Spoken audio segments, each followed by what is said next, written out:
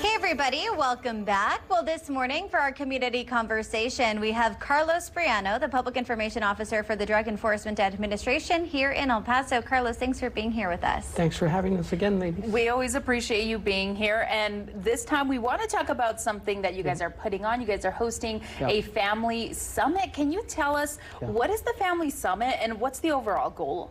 So we, unfortunately, a lot of people who have lost a loved one really want to raise awareness about how their loved one passed away from a substance, right?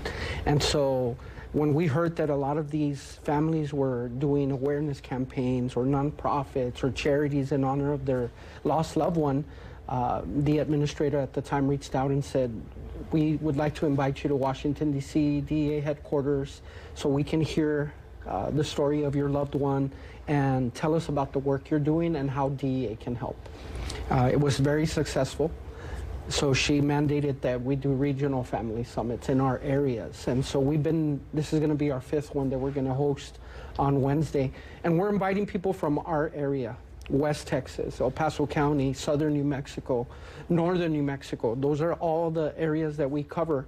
If anyone in that area has suffered that terrible loss and they want to come and tell us about their loved one and how the DEA can help, that's the purpose of the event. So anybody from that big area can register. And when and where? Tell us more details. And then I think this is a really great event for the community. You know, obviously there's so many people that can be involved in this, but this is the numerous time you've had this event. Can you also walk us through kind of how it goes, what people can expect? So, of course, they're going to hear from DEA, right? We're going to tell them what we're doing concerning most of the deaths that the people have told us about have been related to synthetic substances, right? Fentanyl, methamphetamine. That's, according to the CDC, the majority of the deaths.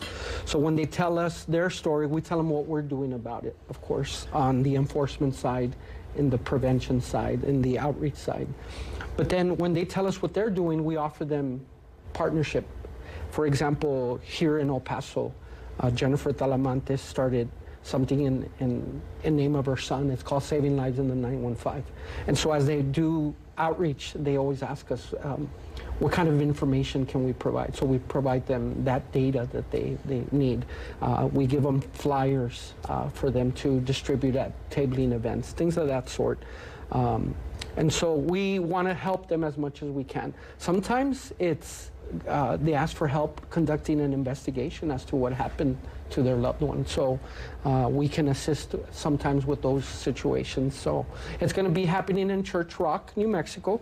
It's a little town right outside of Gallup. Everybody knows Gallup, New Mexico, right? And so we've had it in El Paso. We've had it in Las Cruces. We've had it in Albuquerque.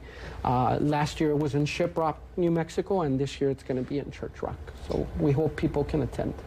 We know that this event, it takes a lot of people and a lot of agencies to put this together. So can you tell us a little bit about how the other agencies are involved in the summit, how you guys work together, and especially to address things like fentanyl and like last time you mentioned carfentanil as well? Yeah, I'm so glad you brought that up. We're going to have a panel discussion with multiple agencies that deal with that.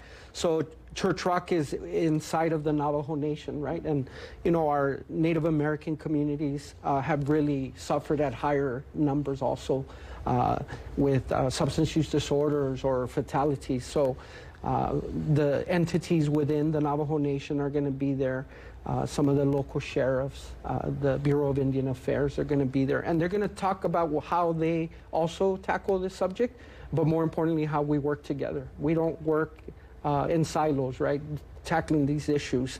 Not just law enforcement agencies are going to be there. There's going to be health agencies there talking about the treatment side. And when people are, maybe they haven't passed away, but they are struggling with the substance use disorder, how they can get those important treatment resources. And so they're going to have a panel discussion as well. Yeah.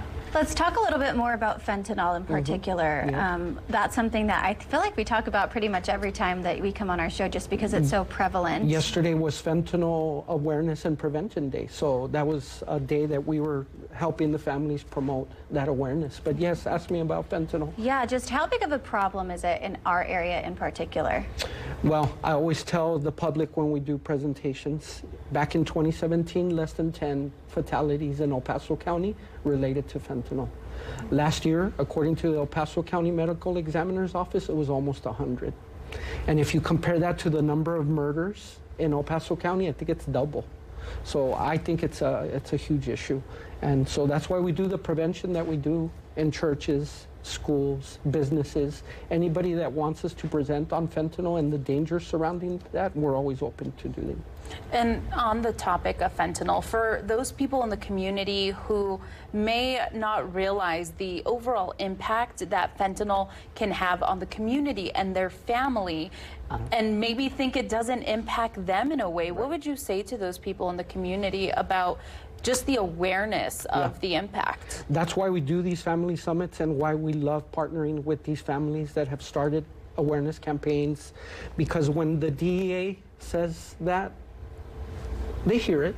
They know, we know what we're talking about. But when a family member that has lost a loved one to it says it, it resonates much louder. And so we like partnering with them for those reasons. And of course, they like partnering with us because we have the data. You know, in previous community conversations, we've talked about fentanyl, but we've talked about carfentanil, we've talked about pink cocaine, you know, we've talked about xylazine. So our laboratories are always seeing the new substances that are getting in the illicit drugs, and so we can share that information as it's coming out with those families, and they can get that awareness on our behalf. Yeah, some good insight there. As far as the event goes, circling back to that, do people need to register beforehand, or can people just show up? We prefer that they register, you know, because we want to account for them. So if they do want more information or they want to register, a real easy website, elpaso.dea.gov. That's where they can go get additional information. They'll see all the logos of all the different agencies that are going to be there. But more importantly, there's a phone number there and an email so they can register. I think there's a QR code also where they can just go directly and register. But yeah, if they show up, we're not going to turn them away, Yeah, of course. Yeah. Is there anything that you'd like to add that we didn't ask you about in particular about the summit, just to maybe encourage those who are listening to this, Yes. who maybe are on the edge or on the Yes. fence about showing up? That is one of the struggles. I'm glad you asked. There's a stigma related to fatalities due to substance use. When we lose a loved one to a car accident, you know, people are very open about that. Or when they die from cancer or heart disease, you know, there's no shame surrounding that. But there seems to be a stigma. And that's one of the themes surrounding the summit. Other families, encouraging those families who have experienced that loss recently to not be ashamed, to not live in the shadows, that there's support within those other families. And because oftentimes when those people pass away, they were struggling with a substance use disorder, and that's a medical issue that needs treatment. So they really shouldn't have that stigma, and that's something that we're trying to tackle with the family summits. Awesome. Well, Carlos, thank you so much for joining us again today. Thanks for having us, ladies. It's Yeah. always a pleasure coming. Absolutely. And we're going to go ahead and post that information about their event coming up, as well as the link to register on our website, kfoxtv.com. All you'll have to do is go to that community conversation tab. And then we'll go ahead and send things over right now to Evan at the Weather Center.